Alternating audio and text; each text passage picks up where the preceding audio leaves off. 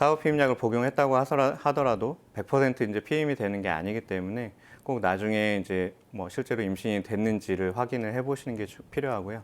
반복적으로 이제 복용을 하다 보면 자궁의 임신의 그런 위험도가 약간은 증가하는 걸로 되어 있습니다.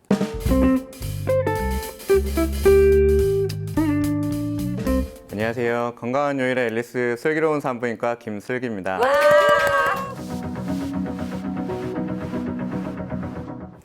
교수님, 저 피임에 대해서 질문이 있는데 경구 피임약의 성분이 다양하다고 들었는데 혹시 저한테 맞는 피임약의 선택 기준이 있을까요?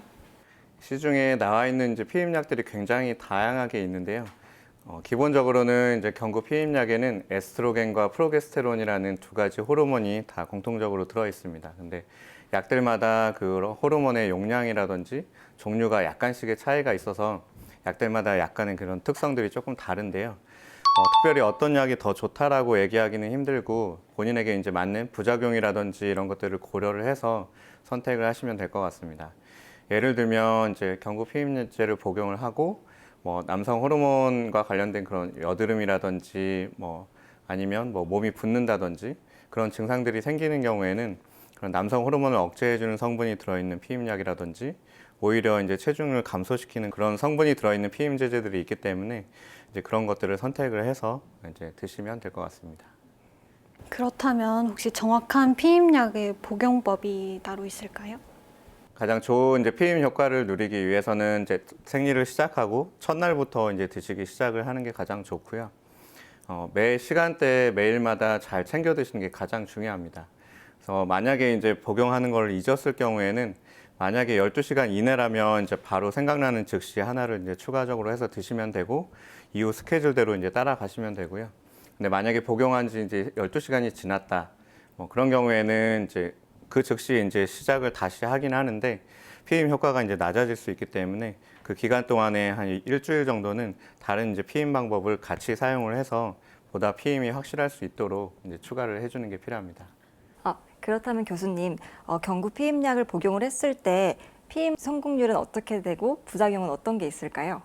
피임 방법에는 이제 굉장히 다양한 방법들이 있는데 흔히 뭐 정관을 결찰한다든지 이런 수술적 치료가 가장 이제 효과가 좋은데 그런 것도 피임 실패율이 한 0.1% 정도 되는데 경구 피임약도 제대로만 복용을 한다면 거의 피임 효과가 거의 비슷한 정도로 굉장히 좋습니다.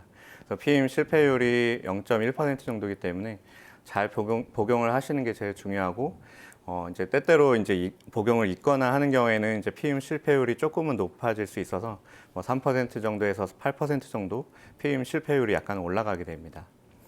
부작용은 대부분은 이제 약간 초기에는 속이 이제 메스껍거나 뭐 부정출혈이 있거나 뭐 이런 것들이 있을 수 있는데 대개는 복용을 하면 1, 2주 지나면은 그런 증상들이 완화가 되기 때문에 초기에만 약간 이제 적응하는 기간을 가지면 대부분은 큰 부작용이 없고요.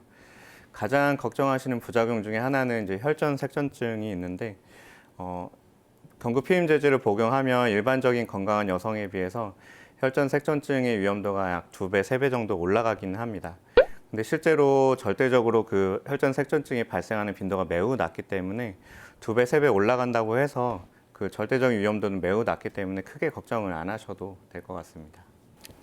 그렇다면 혹시 경구 피임약이 난소암, 자궁 내막암 위험을 낮춘다는데 혹시 사실인가요?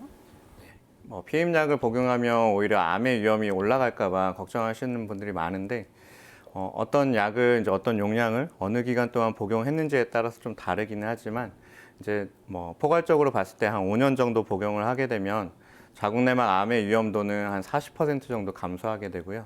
난소암은 한 30% 정도, 대장 직장암 같은 경우는 한 15% 정도 이렇게 더 감소하는 것으로 되어 있어서 암을 예방하는 측면을만으로 이제 복용을 하지는 않지만 부가적으로 그런 암의 위험도를 낮출 수 있는 그런 효과들도 있습니다. 그리고 저 추가로 궁금한 게 있는데 다낭성 난소 증후군이라고 혹시 피임약을 계속 복용하던데 혹시 그거 부작용이 있는 건가요? 다낭성 난소증후군도 이제 여러 가지 복잡한 이제 치료 방법들이 있긴 한데 가장 중요한 것 중에 하나는 이제 무월경 기간이 이제 길어지면서 자궁 내막암이나 이런 위험도가 높아지기 때문에 규칙적인 월경을 이제 유도를 해주는 게 필요하고요. 그렇기 위해서는 이제 가장 많이 사용하는 방법 중에 하나가 경구 피임제제를 복용하는 거고 장기간 복용한다 그래서 경구 피임제에 따른 그런 위험도보다는 얻을 수 있는 이득이 훨씬 더 크기 때문에 다낭성 난소증후군 치료로 제일 첫 번째로 많이 사용하는 방법 중에 하나입니다. 그렇다면 사후 피임약의 경우에는 관계 후에 복용 시기에 따라 피임 성공률이 다르다던데 사실인가요? 이제 사후 피임약은 이제 말 그대로 사후 후에 이제 응급으로 이제 사용을 하는 피임 방법이 되겠고요. 가능한 한 빨리 복용할수록 이제 피임 성공률이 높고 시간이 지날수록 이제 피임 성공률은 당연히 낮아질 수밖에 없습니다. 약들마다 좀 차이가 있기는 한데 그래서 24시간 이내에 복용을 했을 때는 피임 성공률이 95% 이상이 되는데 뭐 72시간 정도가 되면 어떤 약은 피임 성공률이 50% 정도밖에 되지 않기 때문에 가능한 한 빨리 이제 복용을 하는 게 중요하고요. 사후 피임약을 복용했다고 하더라도 100% 이제 피임이 되는 게 아니기 때문에 꼭 나중에 이제 뭐 실제로 임신이 됐는지를 확인을 해보시는 게 필요하고요. 생리 예정일쯤 뒤에 사후 피임약을 복용하고 2, 3주 정도 지나서 그 임신 테스트기를 꼭 확인을 해보시는 게 필요합니다. 그럼 사후 피임약은 부작용이 혹시 심하다는데 이것도 사실인가요? 사후 피임약에도 일반적인 사전 피임약하고 이제 같은 성분이 이제 호르몬이 들어있는데 일반 피임약에 비해서 그 용량이 10배 정도 되기 때문에 굉장히 고용량이거든요. 그래서 당연히 이제 그 호르몬으로 인해서 나타날 수 있는 부작용이 훨씬 더 심하게 나타날 수 있고요. 네, 뭐 부정출혈이라든지 메스껍거나 이런 증상들이 부작용이 훨씬 더 심하게 오래 갈 수가 있습니다. 그러면 그 여러 번 먹으면 난임이 될 수도 있다는데 일반적인 그런 경구 피임제제도 그렇고 사후 피임약도 그렇고 뭐 여러 번 먹거나 오래 먹는다고 해서 난임이 되지는 않습니다. 하지만 이제 사후 피임약을 여러 번 복용을 하게 되면 그런 호르몬이라든지 생리 주기에 불균형이 오면서 배란 장애 같은 것도 생길 수 있고 그런 것들 때문에 이제 그 단기간 동안 임신이 잘 안 되거나 할 수는 있는데 난임으로 이어지지는 않습니다. 하지만 이제 반복해서 이제 사후 피임제제를 복용하게 되면 피임 성공률이 이제 낮아지기 때문에 그런 사후 피임약을 일반적인 피임 방법으로 사용을 하시면 안 됩니다. 그럼 사후 피임약 복용을 한 후에도 임신이 됐을 경우에는 혹시 자궁 내 임신일 가능성이 높을까요? 사후 피임약은 일반적으로 이제 자궁 안에 정상적으로 이제 착상이 되는 것을 이제 막아주기 때문에 사후 피임약을 복용했는데도 이제 피임이 실패한 경우에는 정상 임신보다는 자궁의 임신이 조금은 더 많을 수는 있습니다. 그래서 이제 사후 피임약을 복용하고도 이제 임신이던 경우에는 약 2% 정도에서는 이제 자궁의 임신이 되는 것으로 알려져 있고요. 한 번 정도 복용한다 그래서 나중에 뭐 자궁의 임신의 위험도가 더 높아지지는 않는데 반복적으로 이제 복용을 하다 보면 자궁의 임신의 그런 위험도가 약간은 증가하는 걸로 되어 있습니다.